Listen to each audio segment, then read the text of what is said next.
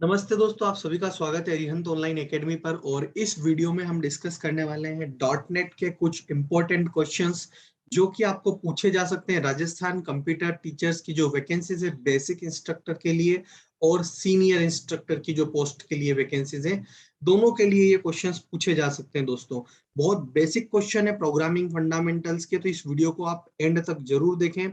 इसे लाइक जरूर करें दोस्तों, सब्सक्राइब भी करें चैनल को।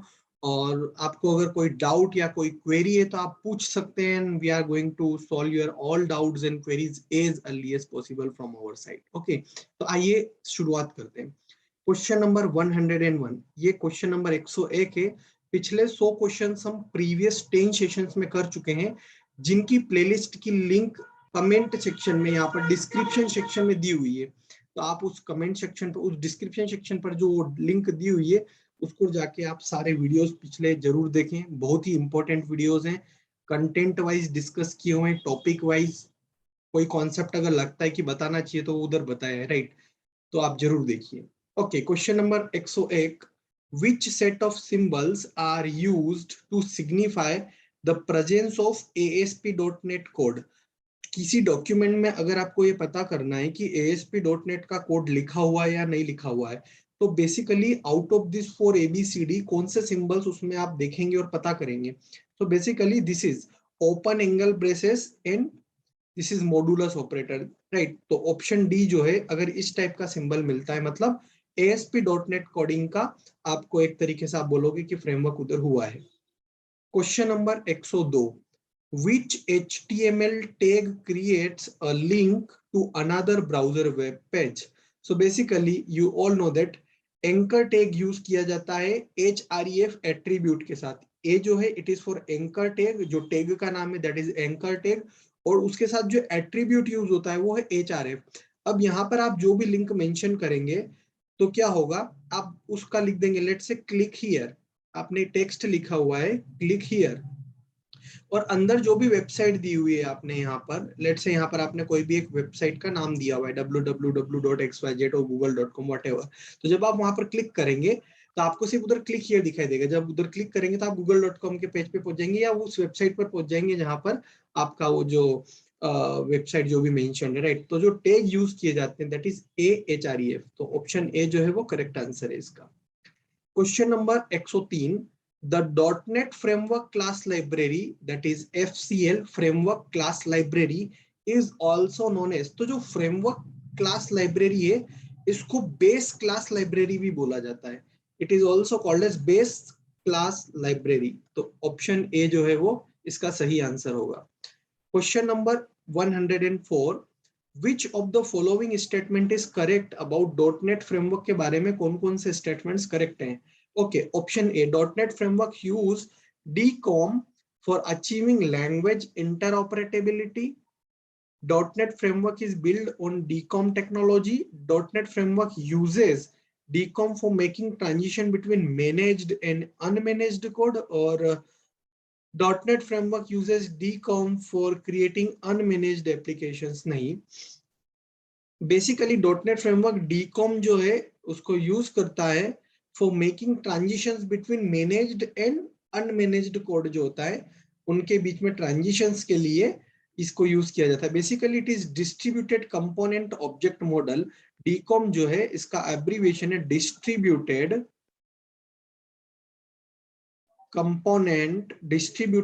Component object model, right? Object model. तो बेसिकली लेट्स से एक प्रोग्राम है जो कि किसी एक पर्टिकुलर लोकल सर्वर पर चल रहा है, तो उसको हम डिस्ट्रीब्यूटेड मतलब किसी एक लोकेशन से दूसरी लोकेशन पर वो प्रोग्राम किसी दूसरे कंप्यूटर पे या किसी नेटवर्क पर वो प्रोग्राम कैसे चल सकता है यूजिंग डिस्ट्रीब्यूटेड कंपोनेंट। सारे कंपोनेंट्स को अगर हम यूज कर ले तो किसी दूसरी पीसी या किसी दूसरे मशीन पर या किसी दूसरे नेटवर्क पर हम वो कैसे यूज कर सकते हैं। तो बेसिकली इसी को मैनेज करने के लिए DCOM जो है वो यूज किया जाता है, .NET फ्रेमवर्क उसको यूज करता है। तो ऑप्शन सी जो है वो करेक्ट आंसर है। Question number 105, the ASP.NET the sessions can be dumped by using.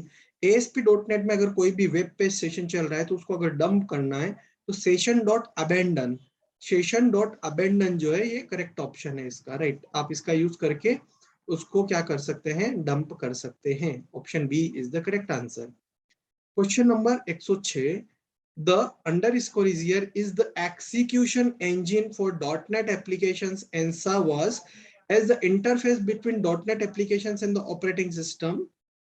The common language specification, common language runtime, or common type system or framework class library. The CLR is the correct answer. Common language runtime is the execution engine है, जो common language run time में ये execution engine है dot net applications का, जो कि क्या करता है, एप्लीकेशंस और सर्वर के बीच में जो इंटरफेस है उसको क्रिएट करता है। दैट इज जो उसके एप्लीकेशंस और ऑपरेटिंग सिस्टम के बीच में जो एक इंटरफेस की रिक्वायरमेंट होती है उसको पूरा करता है। कौन? Common language run time, that is CLR। Question number 107, vconfig file is used. vconfig file जो होती है ASP.NET में किस लिए यूज की जाती है? Configure the time that server side code behind module is called, to store global information and variable definitions for the application, to configure the web server or to configure the web browser। Basically हम option B के साथ जाएंगे, ये बिल्कुल correct answer है। To store global information and variable definitions for the application, vconfig file is used। Question number 108 is Visual Studio.NET provides which features? Application deployment, yes, Visual Studio application deployment का जो है आप बोल सकते हैं it's feature of it, debugging, syntax checking, तो all of this, right, all of these are correct answer, all of this, तीनों ही सही आंसर है। And question number 109 is the first event triggers in an ASPX page is, पहला event trigger कौन सा होता है ASPX page पर? Page in it, it is the first event trigger. And question 110 is when an .aspx page is requested from the web server, the output will be rendered to the browser in the following format। Basically जब भी हम .aspx page जो है request करते हैं किसी भी web server से, तो जो आउटपुट होता है वो रेंडर्ड होता है बेसिकली .html फाइल में। मतलब कि उसका फॉर्मेट होता है hyper text transfer HTML, right, hyper text markup language का जो फॉर्मेट होता है उस फॉर्मेट में वो हमको मिलती है। तो ऑप्शन ए जो है वो करेक्ट आंसर है। तो दोस्तों ये हमने डिस्कस किए 10 इंपॉर्टेंट क्वेश्चंस .NET के। बाकी क्वेश्चन भी हम डिस्कस करेंगे one by one, topic by topic. तो मुझे लगता है कि आपको ये वीडियो के सारे क्वेश्चन समझ में आए होंगे। पिछले वीडियो सारे आप देखें, लिंक मेंशन्ड है ऑलरेडी डिस्क्रिप्शन सेक्शन में। और अगर आपको कहीं पर भी डाउट या क्वेरी आप पूछ सकते हो, राइट। और आप अपने सजेशंस, अपने फीडबैक दे सकते हो, कैसे हम इम्प्रूव कर सकते हैं, कैसे आपकी प्रिपरेशन चल रही है, या आपके मन में कोई भी ऐसा ख्याल हो इस एग्जाम को लेकर, तो आप हमसे बिल्कुल खुले में पूछ सकते हैं, not an issue, right. So thank you so much guys, have a very nice day. जय हिंद, जय Bharat, and stay tuned with us for more such useful and informational videos. Thank you so much.